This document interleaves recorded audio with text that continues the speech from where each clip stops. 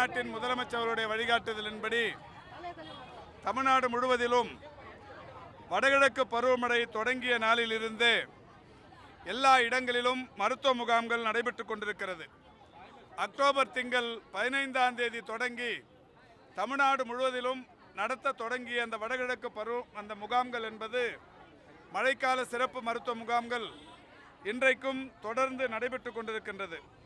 இதுவரை தமிழ்நாட்டில் கடந்த 1.5 மாதங்களாக நடைபெற்றிருக்கிற ஒட்டுமொத்த முகாம்களின் எண்ணிக்கை 62,741.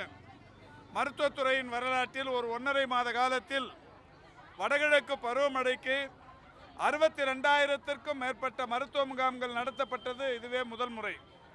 அந்த வகையில் இதுவரை நடத்தப்பட்ட முகாம்களின் எண்ணிக்கை 62,741. இதில் பயன்பெற்றிருப்பவருடைய எண்ணிக்கை 34,05,386 பேர் இதன் மூலம் பயன்பெற்றிருக்கிறார்கள்.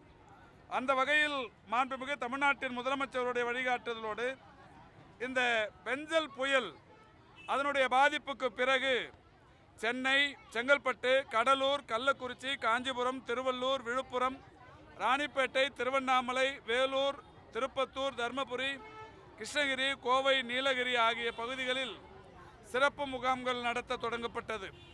பெஞ்சல் புயலை ஒட்டி நடத்தப்பட்ட இந்த முகாம்களை பொறுத்தவரை நேற்று மாலை வரை 1ஆம் தேதி தொடங்கி நேற்று மாலை வரை நடத்தப்பட்ட முகாம்களின் எண்ணிக்கை 5,056. இந்த 5,056 முகாம்களில் 2,95,010 பேர் பயன்பெற்றிருக்கிறார்கள். ஒட்டுமொத்தமாக வடகிழக்கு பருவமழைக்காக நடத்தப்பட்ட முகாம்களின் எண்ணிக்கை 62,741. பயன்பெற்றவர்களுடைய எண்ணிக்கை 34,05,386. பெஞ்சல் புயல் பாதிப்புக்காக குறிப்பிட்ட மாவட்டங்களில் மட்டுமே நடத்தப்பட்ட முகாம்களின் எண்ணிக்கை 5,056. பயன்பெற்றவர்களுடைய எண்ணிக்கை 2,95,010. இந்த வகையில் சைதாப்பேட்டையில் இன்றைக்கு வடகிழக்கு பருவமழையை ஒட்டியும் மாண்புமிகு தமிழ்நாட்டின் துணை முதலமைச்சர் உதயநிதி அவர்களுடைய பிறந்த நாளினை ஒட்டியும் தமிழ்நாட்டில் இருக்கிற முன்னணி மருத்துவ நிறுவனங்களான அப்போலோ மருத்துவமனை, போரூர் ராமச்சந்திரா மருத்துவமனை, காவேரி மருத்துவமனை, எம்ஜிஎம் மருத்துவமனை, சிம்ஸ் மருத்துவமனை, தாகூர் மருத்துவக் கல்லூரி மருத்துவமனை, கற்பக விநாயகா மருத்துவக் கல்லூரி மருத்துவமனை என்று தமிழ்நாட்டில் பிரபலமான மருத்துவமனைகள் இன்றைக்கு சைதாப்பேட்டையில் முகாம்களை நடத்தி கொண்டிருக்கிறார்கள். சைதாப்பேட்டையை பொறுத்தவரை 7 மாநகராட்சி வட்டங்கள் இருக்கிறது. ஒவ்வொரு வட்டத்திலும் ஒரு மருத்துவ முகாம் என்கின்ற வகையில் ஒரு வட்டத்தில் அப்போலோ மருத்துவமனையும், ஒரு வட்டத்தில் காவேரி மருத்துவமனையும், ஒரு வட்டத்தில் எம்ஜிஎம் மருத்துவமனையும், இன்னொரு வட்டத்தில் சிம்ஸ் மருத்துவமனையும், ஒரு வட்டத்தில் கற்பக விநாயகா, இன்னொரு வட்டத்தில் தாகூர் என்று பல்வேறு சிறப்புக்குரிய மருத்துவ நிர்வாகங்கள் அந்த மெகா மருத்துவ முகாம்களை நடத்தி கொண்டிருக்கிறார்கள். இந்த முகாம்களை பொறுத்தவரை எல்லா முகாம்களிலும் இசிஜி, எக்ஸ்ரே, அதேபோல் அல்ட்ராசவுண்ட் போன்ற பல்வேறு வசதிகளும் கூட செய்யப்பட்டிருக்கிறது. அனைத்து முகாம்களிலும் இன்றைக்கு ஒவ்வொரு முகாமிலும் காலையிலேயே நூற்றுக்கணக்கானவர்கள் ஒவ்வொரு முகாமிலும் இன்றைக்கு பயன்பெற தொடங்கி இருக்கிறார்கள்.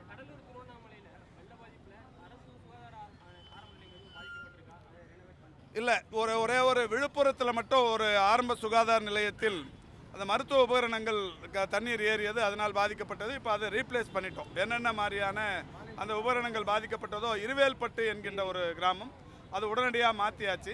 கடலூரில் அந்த மாதிரி எங்கேயும் இல்லை. இப்போது மற்ற மாவட்டங்கள்லேயும் கூட மருத்துவமனைகள் பாதிப்புக்குள்ளாகவில்லை என்றாலும் மாண்புமிகு தமிழ்நாட்டின் முதலமைச்சருடைய வழிகாட்டுதலோடு கள்ளக்குறிச்சியாக இருந்தாலும், கடலூராக இருந்தாலும், விழுப்புரமாக இருந்தாலும், திருவண்ணாமலையாக இருந்தாலும், கிருஷ்ணகிரியாக இருந்தாலும், இப்போ தர்மபுரி போன்ற அனைத்து மாவட்டங்களிலும் இந்த முகாம்கள் என்பது 1ஆம் தேதி தொடங்கி இன்று வரை நடத்தப்பட்டு கொண்டிருக்கிறது.